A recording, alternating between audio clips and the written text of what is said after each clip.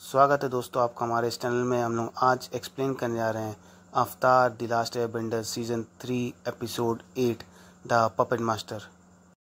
Episode की शुरुआत होती है एक घने जंगल में, जहाँ पे सौका पूरी टीम को एक हॉरर स्टोरी सुना रहा होता है, पर इस हॉरर स्टोरी से कोई डरता नहीं है।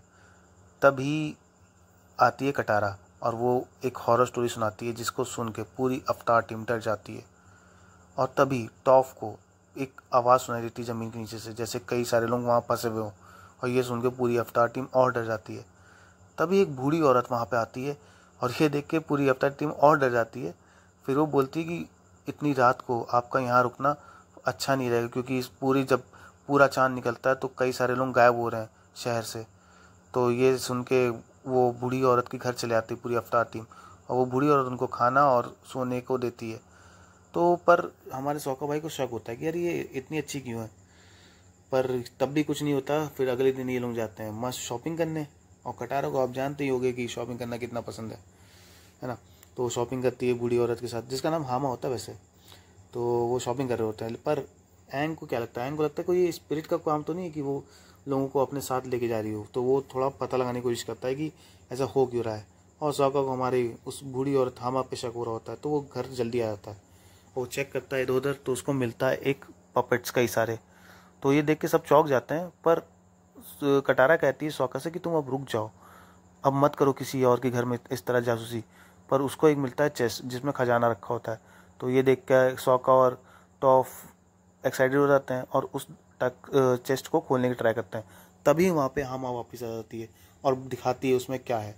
उसमें कुछ नहीं होता है, उसमें होता है कंघी। वो कंघी होती है सडन वाटर ट्राइब की। ये देख के और ये सुन के कटारा बहुत खुश हो जाती है, कि पता चलता है कि सडन वाटर ट्राइब का कोई बंदा उसे मिला है ना। फिर उसको पता चलता है कि वो एक वाटर बेंडर है, तो उसको और खुश हो जाती है। फिर हामा अपनी स्टोरी सुनाती है कि कैसे फायर नेशन ने सडन वाटर ट्राइब में अटैक किया था, और एक एक करके पूरे सडन वाटर ट्राइब के वाटर बेंडर्स को किडनैप करके अपने साथ लेके चले गए थे। बेचारी हामा ने कितनी कोशिश की बचाने की सबको, लेकिन वो बचा नहीं पाई, क्योंकि उसकी टीम के कुछ मेंबर कम होते गए धीरे धीरे धीरे धीरे। फिर आखिरी में जब हामा बची, तो वो बेचारी इतनी बड़ी फायर नेशन के सामने कुछ नहीं कर पाई, और उसने भी सरेंडर करके उसको भी कब्जे में ले लिया गया। वो बेचारी रो रही थी। फिर सौका हमारा भाई थोड़ा सा क्यूरियोसिटी रखता ही है, तो उसने पूछ लिया कि आप वहाँ से बची कैसे। तो बूढ़ी औरत हामा ने कहा कि मुझे वो सोच के ही बहुत डर लगता है, बहुत दर्द होता है। तो कटारा ने हामा को गले लगा लिया।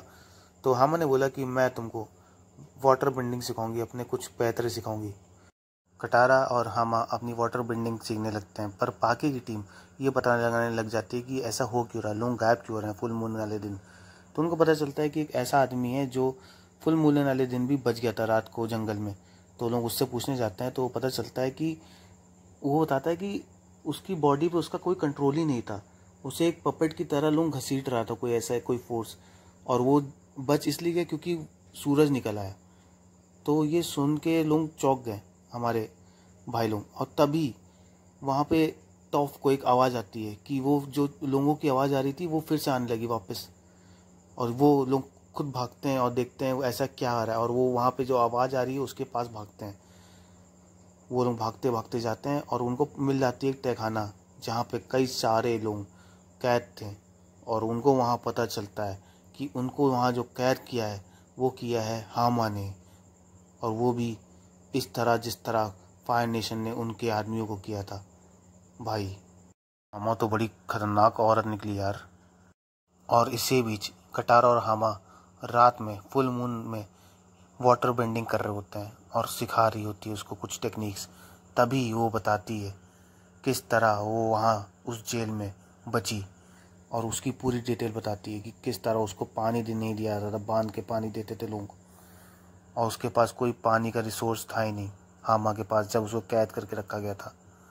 तो उसने क्या किया, किस तरह वहाँ बची, उस तरह की पूरी स्टोरी बताती है, और बताती है कि किस तरह जब फुल मून होता है तो वो अपने अंदर एक अलग सी ताकत महसूस करती है, और लोगों के अंदर के मांसपेशी और खून को कंट्रोल कर सकती है। पहले वो चूहों से ट्राई करती है, चूहों को कंट्रोल करना सीखती है। जब वो उसमें एक्सपर्ट हो जाती है तो वो गार्ड के ऊपर करती है, और गार्ड जो कि उसका पहरा दे रहा था उसी से अपना लॉक खुलवा के बाहर निकलती है। तो इससे कटारा को पता चल जाता है कि ये जो फुल मून वाले दिन लोग गायब हो रहे हैं वो और कोई नहीं हामा ही कर रही है। तो वो उससे ये टेक्निक ब्लड बेंडिंग सीखने से मना कर देती है। पर हामा कहती है कि तुमको पहले ये टेक्निक सीख लेनी चाहिए थी मुझे मना करने से पहले। और वो ब्लड बेंडिंग करके कटारा को एक कठपुतली की तरह नचाने लगती है।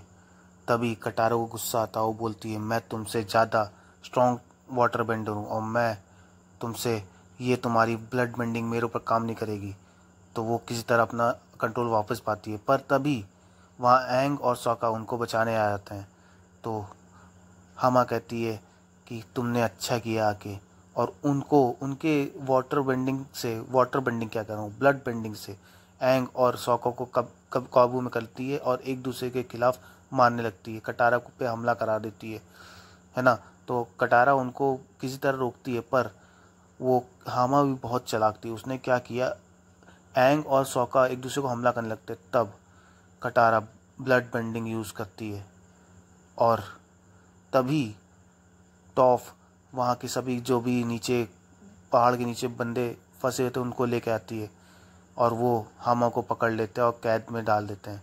और लेकिन हामा हंसती रहती है, बोलती है जो मेरा काम था वो तो हो गया, मैंने अपनी टेक्निक अपनी नई पीढ़ी को सिखा दी है। और वहाँ पे हंसती है जैसे कोई चुड़ैल हो। और हमारी कटारा रोने लगती है क्योंकि उसने ब्लड बेंडिंग करके ही हामा को रोका था, वरना सॉका और एंग एक दूसरे को मार देते हैं क्योंकि वो पूरा कंट्रोल कर रही थी। तो दोस्तों इस एपिसोड के बाद मुझे तो कुछ समझ नहीं आ रहा कि कौन सही है। ऐसे तो सब बोलेंगे कि हामा गलत है, पर अगर आप होते हामा की जगह तो आप क्या करते हैं, कमेंट्स में बताइएगा और नेक्स्ट एपिसोड के लिए भी कमेंट करिएगा। तो मिलते हैं अपने नेक्स्ट एपिसोड में, एपिसोड 9 में। और तब तक अगर ये वीडियो अच्छी लगी हो तो लाइक सब्सक्राइब करना ना भूलिएगा।